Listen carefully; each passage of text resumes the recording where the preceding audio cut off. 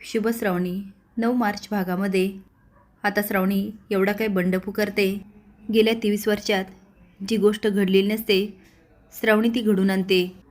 तर कुठली गोष्ट चला तर बघूया।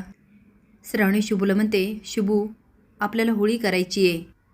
शुभू म्हणतो, मॅडम ती तर होणारच आहे। श्रावणी म्हणते, नाही आई, गेल्यापासून ह्या घरामध्ये होळी कधी झालीच नाही, पण आज या होळीत सत्याचा रंग उधळणार। होळीच्या दिवशी विशंभर स्वतःला कोंडून घेतो आणि फोटोचा अल्बम बघत असतो। आता एक एक आठवणी त्याच्या समोर येतात। खरं तर त्याच्या बायकोबद्दल सगळंच चांगलं असतं, पण नंतर मात्र अचानक बिघडतं। नंदाका मॅडीला सांगत असते, गेल्या 23 वर्ष होळीच्या दिवशी विशंभरने ते दार कधीच उघडलं नाही। मॅडी म्हणतो, मॉम हे सगळं त्या शिरीष घाणेकरमुळे झालं। शुभू होळीची जय्यत तयारी करतो। आता वाजत गाजत रंग उधळत असतात आणि तेवढ्यात अंगावर पांघरुण एक माणूस येतो।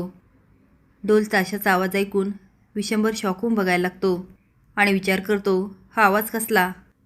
तो आता बघण्यासाठी बाहेर येतो तर ढोल शुभूच्या गळ्यामध्ये असतो आणि जोरजोरात वाजवत असते ती श्रावणी। आता विशंभर रागामध्ये भराभर खाली येतो।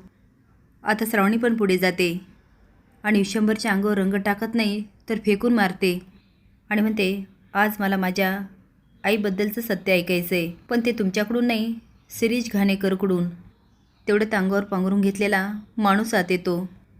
त्याचं तोंड झाकल्यामुळे विशंभरला काही कळत नाही आणि नंदाकाला पण। मॅडी म्हणतो, हा कोण आहे। नंदाका म्हणते, मला कसं माहिती असणार, पण याला कसं माहिती शिरीष घाणेकरबद्दल। आता विशंभर विचारतो, कोण आहेस तू। श्रावणी म्हणते, शिरीष घाणेकर। आता मात्र विशंभर चांगलाच हादरतो आणि त्याला थोडा रागही येतो, पण नंदाका तिची हालत मात्र खूप वाईट असते। तिच्या चेहऱ्यावरचे रंग उडालेले बघून मॅडी म्हणतो, मॉम तुला काय झालं, तू एवढी का घाबरली आहे। या शिरीष घाणेकरला तू ओळखतेस का। श्रावणी आता सांगते, तुमच्या तोंडावरचं काढा आणि दाखवा तुमचा चेहरा। आता तो चेहऱ्यावरचं काढतो, पण विशंभर काय ओळखत नाही आणि विचारतो, हा कोण आहे। आता मात्र श्रावणी आणि बाकीचे चांगले शॉक होतात। श्रावणी म्हणते, तुम्ही आत्तापर्यंत माझ्या आईवर आरोप करत होता आणि मला पण म्हणालात ना, तू शिरीष घाणेकरची मुलगी आहे आणि तुम्हीच त्याला ओळखत नाही, असं कसं होणार। आता मात्र नंदाकाला चांगलाच घाम फुटतो, कारण तिने श्रावणीच्या आईवर असाच आरोप केलेला असतो।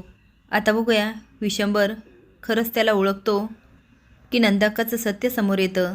असेच नवीन अपडेट जाण्यासाठी लाईक आणि सबस्क्राईब करा। धन्यवाद।